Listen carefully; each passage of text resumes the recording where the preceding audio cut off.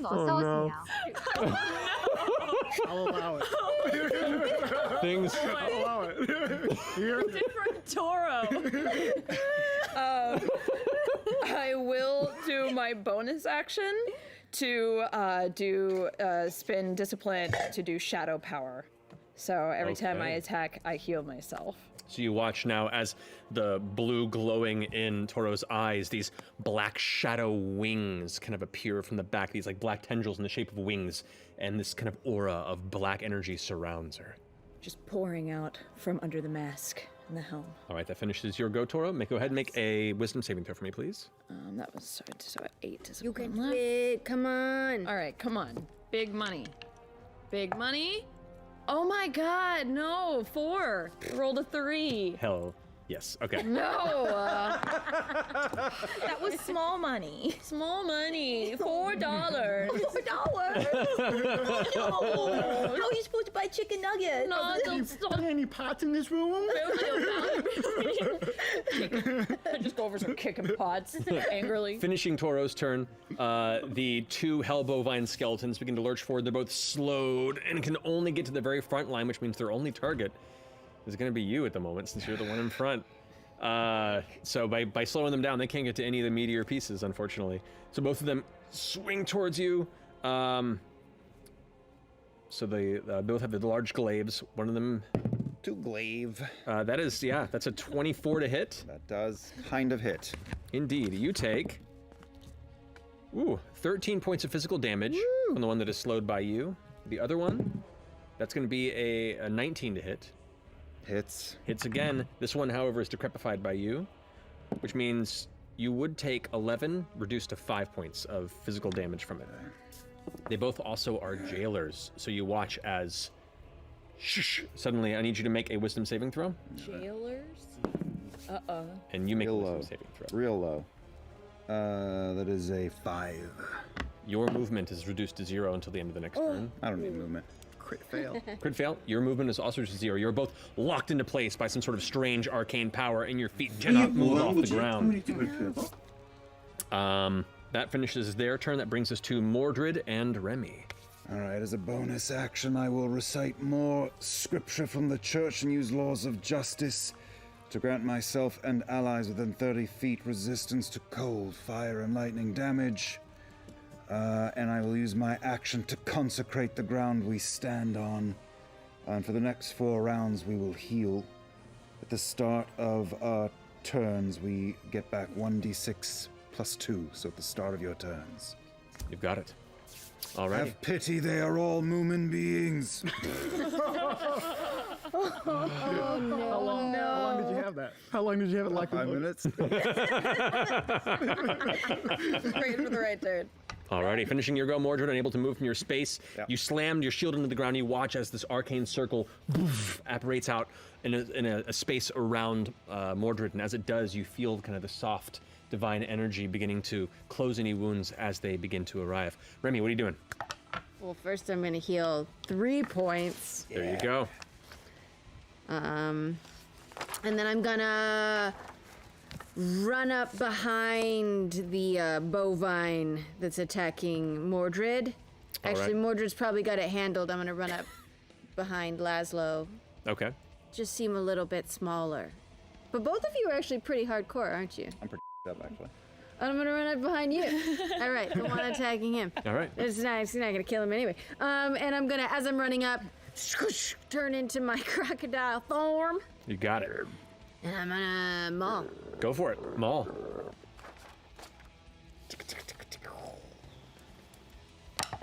Whoa, that was aggressive. Plus 9, so 18. 18 does hit. All right. 야, 역시 예리하다. 11 points. 11 points of damage, alrighty. As you reach out, transforming, you reach out with your claws and bite towards it, and you take a chunk of its bone off. You can see, like, part of the ribs now broken on the inside, but it's still holding itself together. Well done. Does that finish your go? Yeah. Alrighty. That now brings us to the top of the round. It is Wirt's go. Wirt is now shouting out into the field, Jillian, I'm trying, but they're getting in my way. I'll stop you. For her sake! And as he raises his hands into the sky, the wind begins to whip up and the gold begins to pick up in the wind. Faster and faster. Suddenly, you're all being pelted by a storm of gold coins. I need everybody in the space to go ahead and make a dexterity saving throw against his affluent poltergeist ability. What we love me? most is betraying us. Including me, I'm a Including you, yeah. And including the bovines. It's everything in that this. was a good roll, though. I got an 18. 18, that's- 19. Okay. Natural 20. Nice. Natural 6. Wait, 23. is this how the pots get full? So success on that one. natural So you take, would have been 23 points of physical damage. Instead, you take 11. Jeebus. What'd you roll? Natural 20 for 22. 11 points of physical damage. 6. 23 points of physical Mortar's damage. down. Oh, no. Is the ground still consecrated? Avenge me. The consecration stays. Okay, thank goodness. Don't wait, does Mordred, he will heal as he... At the top of If it comes to his turn, it will. Yeah. Oh, Mess no. with the bull, you get the horns. 19. Do I have to roll for spell slots? Dab. Yes. 13. He's not Diagonally away from it. So you take 11 points of damage. And as you're like shielding it, you look past the storm of gold coins whooping past, and you look out and you can see spell slots turns around to you with this like, if a skeleton could make a sad face, it reaches. In that moment, Laszlo realizes like, you've been my son this entire time. Only time. The jaw gets torn off, the arm torn off, and eventually the skeleton is just pulled apart by the pelting gold coins. Gone. Gone. Gone. 23 total? 23. You take 11 points of physical damage and make another saving throw. And make another saving Correct. throw. Okay. So I'll bring it to 27. Just a wisdom saving throw, you mean? Wisdom saving throw, yeah. Roll a 3 again. Nope. Still under his guise. All right, cool. Oh my god.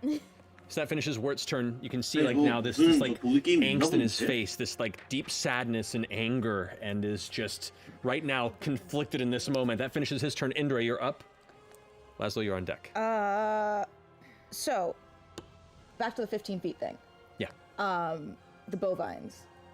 They are within 15 feet of each other, like next to each other. They are. They both swarmed towards Mordred, yes. Right. Is You it possible? might, there's a chance you could hit Remy, but if you want to risk it.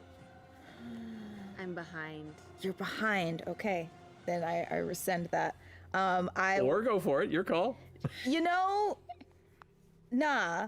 Someone down. Oh, you said one. I get a D6 plus how much? Plus 2. Plus Plus 2? 2. All right. I'm going to put that. Ooh, 6. And I'm going to Ray of Frost at the same one. Okay, go ahead and roll an attack again. 16 plus 10. 26? Does that hit him? That definitely hit. Wonderful. So now it's 5d6. And the damage is increasing because you're focusing the beam. Yep. Exactly. That's 5, right? Yep. That's 6. 5, 5. That's 16 plus 6. It's 22. 22, 24. 24. 24 points of chili. So with that, the first bovine form you're focusing this beam on, you watch as you're pushing and just focusing this intense arcane blast of frozen death onto it, and as it does, the ice builds up around it. It's pushing forward and pulling its glaive into the air, and it's about to bring it down before it freezes solid. And then, as the coins hit it, it breaks away into thousands of tiny frozen bone fragments. Gone. Dope. All right, Laszlo, you're up. Do I have a clean line of a clean line to hit that other bovine? With a little bit of movement, you would. Okay. Can I take that little bit of movement? Sure. Yeah, oh. Shift to the side, and you now can see it. It's kind of between Mordred and Remy, and so you're now like kind of hitting them from a flank position. Great. I'm gonna undo my coat real quick, and Laszlo reveals like his rib cage, and it starts coming out and twisting into a very long spear, right at this guy. All right. So I'm casting Bone Spear on him. You got it. Go ahead and for that, He has a he has to save. DC 14. Yeah. That's right. Dexterity save. No, natural 6. Ooh. Does not save. 11 and 11, 22. 22 points of damage? Yeah. Damn. That's just enough, actually. So as you come out, you form it, and then the ribs come out and form into this like spiraling drill, almost magical spear, and as it blasts into the side, you watch as it shatters the entire midsection. The pelvis and spinal column are just gone, and the rest of it kind of standing there, hits the ground and just falls apart into pieces of bone. Yeah. And as it goes down, under his breath, he goes, "You killed spell slots." One rule of World of always. Warcraft: just get out of the fire. It's build a better game. Like now, you're prefer to just draw the entire face on, you can do that too. Like any of the detail work I'm doing right now, you can skip it all together, and you can literally just take the sculpt as was, make sure that it is really nice and neat, and you pop it in the oven, and then you're just gonna draw on all the details. If you have a very steady hand in drawing, you can just do that and it would still look really cute. I just think there's this little extra added when you're actually sculpting the facial expression to it. I mean, this one's easy too, right? Little Onion doesn't even have a nose. There's not so much you have to worry about. It's more on the simple side, but sometimes simple is harder, right? So now I'm not happy with the cute cheek. I don't know, how is that even called? The cheek blush? Yeah, let's go with that one. The cheek blush on one side was slightly off. In fact, the entire eye on that side was slightly off. So I had to rework that side several times over, but that didn't really make the whole thing any less nice in the end. So don't be scared about those kind of mistakes. If you don't like it, like really don't. the eyebrow and the eye that is overlapped by that front hairpiece gives you a little bit of depth and overlap. Okay, so you'll notice that she's missing ears. So for the ears, when you draw ears, I like to start at the top eyelid and then kind of end right before the nose, the point of the nose. But because this side is covered up with the hair, all we need to do is a little bit of that. On the other side, you'll kind of see what I mean when you start around the top of the eye, come out and bring it back in before the nose. And I like to draw this little guy here, just for a little bit of definition, like an S shape almost.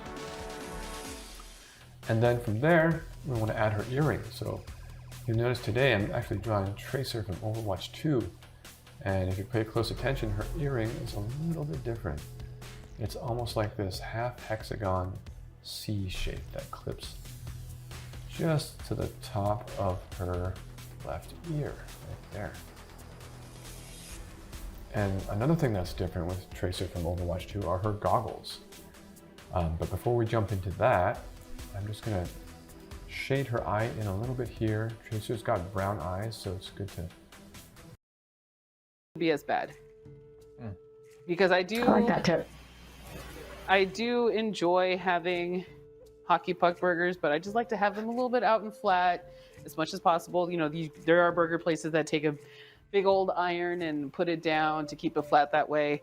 I do not operate like this. I mean, what home cook does, right? Yeah, correct.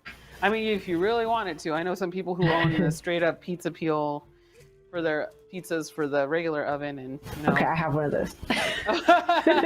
Sorry, I'm so sorry. But only because when I was doing it on a cookie tray and trying to transfer it to my pizza stone, all my toppings would just fly off all the time because it would stick so badly.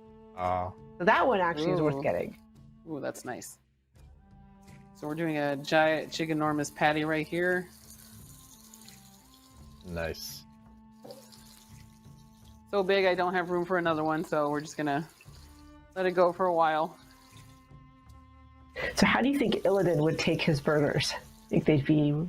Well, they have to be prepared. Does he eat meat even? That's a really good question. I don't know. It'd be like a really left turn thing, and all of a sudden you go up to Illidan and you just find out he's like a vegetarian. Like, no. You offer him a burger, you are not prepared. Yeah, exactly. He's got some pretty good kitchen knives. He can chop stuff up with. True, that's true. Yeah, I kind of feel like maybe his meat would be maybe just seared, just a little bit. Just slightly wafted in the fell flames before he goes into his mouth, maybe. That's right. Because at the time, he's still all in with the fells, I believe. For what we understand at the time, he is all in right now with the Burning Legion, I believe. He's such a complicated character. That's one, like, my son was asking me the history of Illidan. I'm like, well, sit down. 10,000 years ago. It's like, oh my god. Yeah, it's a long story character. I actually have the statue of Illidan in my kitchen, and that's why he started asking me about it. So, but yeah, that was. I love that statue. He's one of my favorite villains. That's actually one of my favorite raid fights too. So it's always fun to see. Although actually, Kael'thas and Vale are probably up there a little bit higher. Or Vash, Lady Vash, is up higher on my list of fun fights. I enjoy the Kael'thas fight as long as. Were you guys consider skipping the monologue, or are we just always gonna have that fire off every single pull that we're gonna? The monologue is where you Kael'thas? explain the fights to the fight to the people that haven't done it before. That was what I used it for. Fair. I'm like, all right, go ahead and pull. Okay, so this fight, phase 1 is like... Actually, it taught me as a raid leader, never explain anything beyond phase 1 when you're learning the fight. Because there was the guild I was I was actually in a couple of different guilds back then, and one guy, we got to Kael'thas for the very first time, and he starts going through phase 1, phase 2, phase 3, phase 4, phase 5, and talking about like the weapons, and I have to pick them up, and who has to use what. And about 20 minutes later, we finally pulled and we wiped on like the first phase, and it's like, what? Right, because everyone forgot. Why bother going through this whole thing? Like, you know, you're probably going to wipe the first time you see a boss. Just talk about the big things and hope that everyone follows those general rules of WoW, like get out of fire, until you wipe on the Shade of Iran and realize that you can't always follow that rule. But yeah, Kael'thas was a fun one where it's just like, just explain the first phase. We'll go from there. Especially because like phase 2 builds on phase 1. Then it kind of changes with the weapon thing, and then the last phase builds on the prior one too, where it's just like, okay, so now you have to use the weapons, and now he's flying, and you gotta do the things, and now all the advisors are back, and it kind of gets chaotic. But that was one of my more fun fights. I really did enjoy that one. Yeah, I love fights like that where it's you kind of master each little mechanic individually, and then here it all is together for you to actually win. And it just feels so amazing when it finally just clicks and everybody's working together and doing everything correctly. And that boss dies, and hopefully you get great loot. Oh, I remember that too. I remember clearing phase 1, seeing phase 2 for the first time. We literally cheered. It was all of us in my guild were like, oh my gosh, we just got past the first part. Congratulations, everyone. We were that kind of a guild, you know, so. But it was really fun to be able, like, we got to have a fight where it was just long and it was complicated. And I remember thinking, like, this feels like a saga and I love it. You know, like, it was just one of those things where I enjoyed the sheer amount of epicness, I guess you could say, that was happening here, because it was just absolute chaos, seemingly chaos until you got it all together, and all of a sudden it just felt like this choreographed dance that you were trying to do to make sure that everything's done. Because when I do my own raid, which I have a raid after this, when I do my own raid, I always say, all right guys, we just have to learn the choreo and then we're gonna be good to go. Okay, 5, 6, 7, 8, let's do it. And but it works out. It just you know, it feels really good when you go in there, you see this epic battle happening, you see that epic monologue, and you just see all this craziness that's happening. You know, if you were one of those few people who got the Ashes of Alar at the beginning, good for you. You know, it was just one of those things. And Mount Farming got kicked up a notch too in Burning Crusade, as far as I remember. Sure did. Because you had stuff like the Atum and the Huntsman's Mount, you had stuff like you could farm for, like Ashes of Alar and the Netherwing Drake, and so it gave you this whole new level of things to do in the expansion, and I absolutely loved it. Yeah, I'm guilty as charged. That's what started my collection, was the Burning Crusade. I tried to get all the reps, I tried to get all the mounts, I tried to get all the pets. And of course, over a decade later, I'm still doing that. So, yeah, I think I'm at something like 570 mounts, over 1,300 battle pets, 33,000 achievements. Like, I just went all in. Over 100 exalted You're reputation. serious. Yeah, it's That's Burning impressive. Crusade. I blame Burning Crusade. It did that to me. It made me be like, because actually, I mean, it was a friend who challenged me about the Aldor Scryer thing we were talking about earlier. Because he's like, "You're nuts. Don't do both." Like, I mean, you can't do both at the same time, but like, do one then the other. And he's like, "You're nuts! Don't do that." I'm like, Yeah. "I got you. I'm gonna do this. I'll prove you wrong." And while I'm at it, Like, I'll get all watch the me. other reps to Exalted too. I'll even get Ravenhold. It's fine. I didn't somebody get like a warlock got Ravenhold rep or something like that, or something happened where people found out that you didn't necessarily have to be a rogue to get Ravenhold rep. It was weird. I made a rogue alt to do it and then fumble it to my mage. So my mage got Ravenhold Exalted as a result of that. That is impressive. Yep. Tried to do it all. I don't blame you for giving it a shot, because even people now are achievement hunters, are mount hunters, pet collectors. Yeah. Like, that is just another game within its game, along with playing the auction house, which I saw for the first time in action more in the Burning Crusade, because there was just this whole other level of an economy to look after now, because we were looking at flasks, and we were looking at or just the new alchemies recipes, new profession recipes that were, people still had to rely on buying those. And I remember just watching these people who never even really left their respective cities to, aside from getting to max level. All right, cool, I made it to max level. Let me go back to the auction house. I'll come out of here at the next expansion. See you later. It's weird. It's crazy. That is a set of people that I do not understand, but I respect that hustle. There was a lot more that went in the economy. I mean, all the different crafted gear became super cool. Like, I remember the character I played in my second guild was a warlock, and I was behind, so I just got a bunch of frozen shadow weave, and that caught me up. So I started rating tier 6 with people pretty quick, because that's all I needed. So I got it all off the auction house. And of course, the new trade skill that came out with jewel crafting. That thing was all over the auction house. Like, it was completely new. I loved it. Yeah, so I did it that. was really I had a blood elf, so blood elves were new for Burning Crusade as well. And I had a blood elf, and I could wear shoes, because before then I had a troll and she didn't have any shoes. And now, no, I changed to that blood elf, and I had jewel crafting, and it just felt like such a neat experience there to get to provide little jewels. And that when we introduced sockets as well, would have been. That's right. Yeah, because jewel crafting too. Jewel crafting, and all the gear had sockets, so that was a cool new mechanic. Yeah, that was awesome.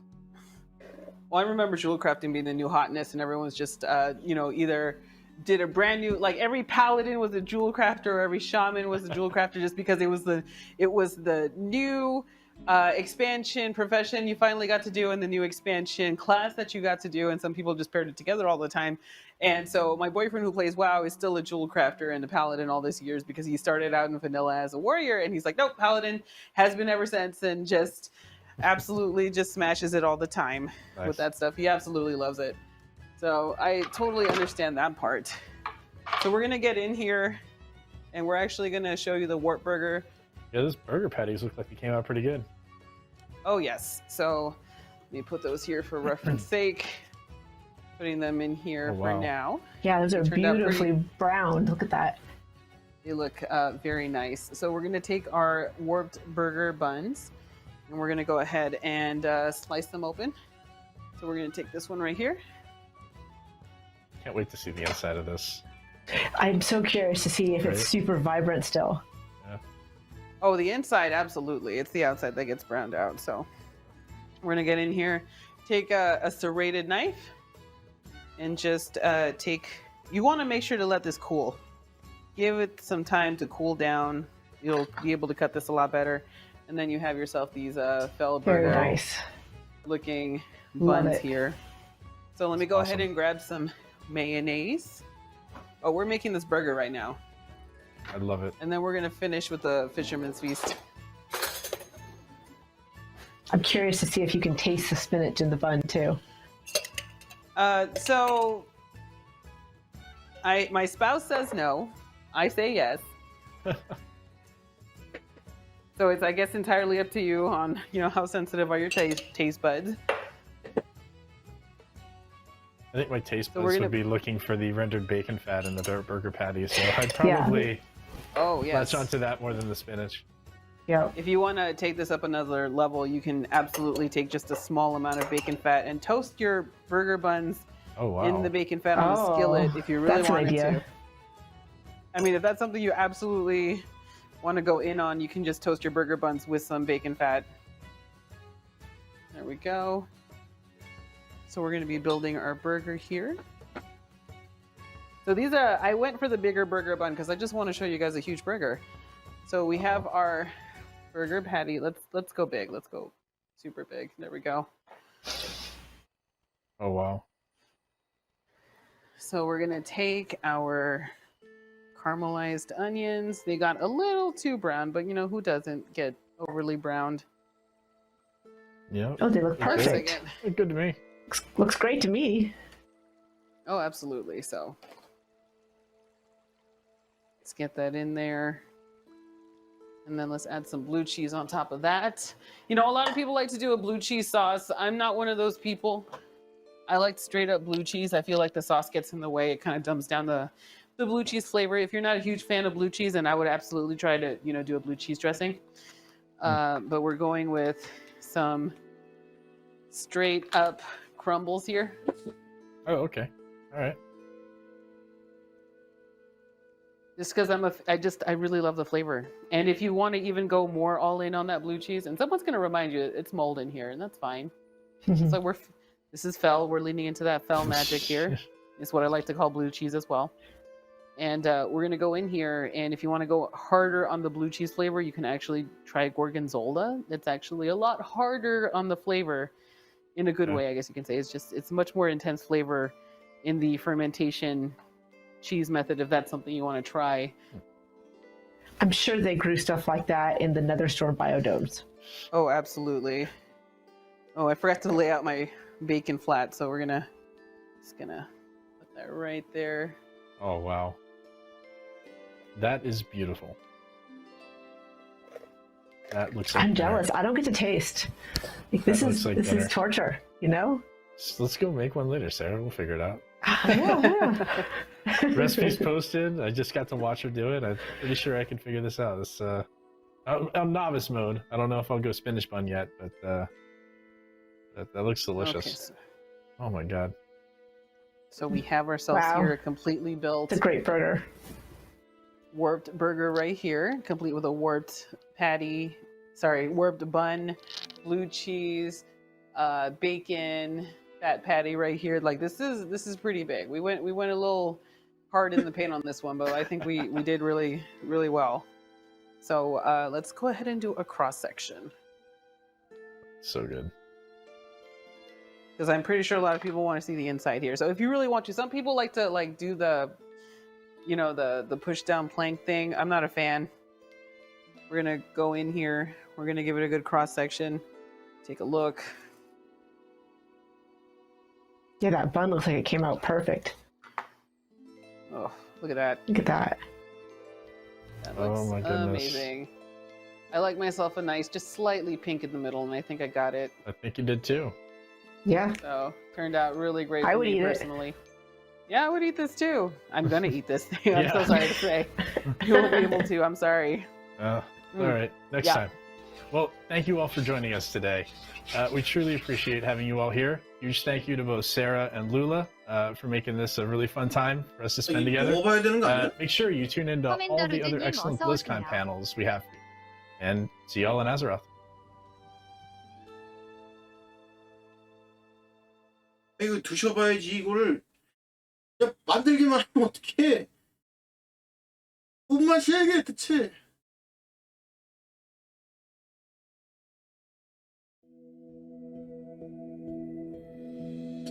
Games are here for us during good times, and they're here for us even when we feel alone.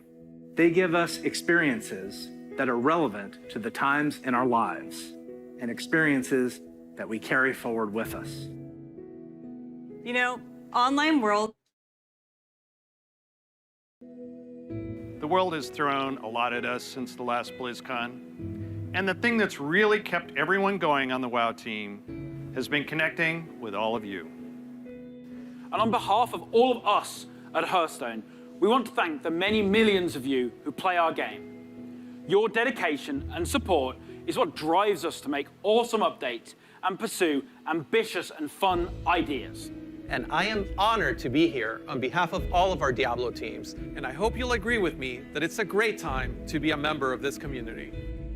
The thing that I'm most excited about is that moment when we hand the game over to the players. That's why we do it. We create the game because we want it to become part of your life and for you to experience it. That about concludes our first ever BlizzCon line. We've had millions of players tune in from all corners of the planet. Lots of reactions to our games and love shared for our incredibly talented, motivated, and generous community. We are all united by love of gaming. And at this time in humanity, finding what connects us, and human connection in general, can be a light during darker moments. For many of us, BlizzCon is a light. Yes, we love seeing Blizzard's latest announcements revealed, but it's even more than that. It's connection, inclusion, a reminder to proudly embrace our inner geek, and that there are so many people out there creating and playing in these fantastical worlds. These past 2 days, we came together for BlizzCon Line. From our studio shoot of opening ceremony with epic Blizzard cinematics, to hearing from the folks that dreamt up Blizzard 30 years ago. Those early days were so pure and so simple. Let's just make games and have some fun. We've brought back BlizzCon headliners like Metallica and Lindsey Sterling, visited with our ever-amazing voice actors. Be blessed, be well, be happy, be healthy, but most importantly, be you. Just know that you are all so beautiful. When things seem the darkest, the light is always with you. Watched fun competitions like the battles from StarCraft Legends held in Korea. And congrats to our community showcase winners. I am so thrilled. Pet cosplay seems like it's a thing that's here to stay. I am thrilled to be back with you. Thrilled, do you hear me saying this? Thank you, thank you, thank you all for sharing your time with us wherever you are watching from. I hope that you and yours are safe and healthy. The spirit of BlizzCon has a special place in our hearts, largely thanks to all of you and how you have shown up for us over the years. Whether that's dressed as a Murloc or in Tracer cosplay, with your guild, your partner, family, or friends, thank you. Happy 30 years, Blizzard, and thanks to all of you for joining us. We hope to see you again soon. 아, 30주년인데 마사장님이 안 나오는 건 이건 좀 심각하다.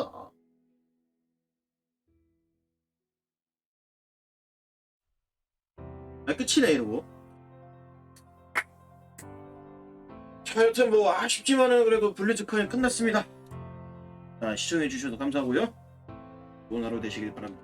다음 시간에 만나요. 제발.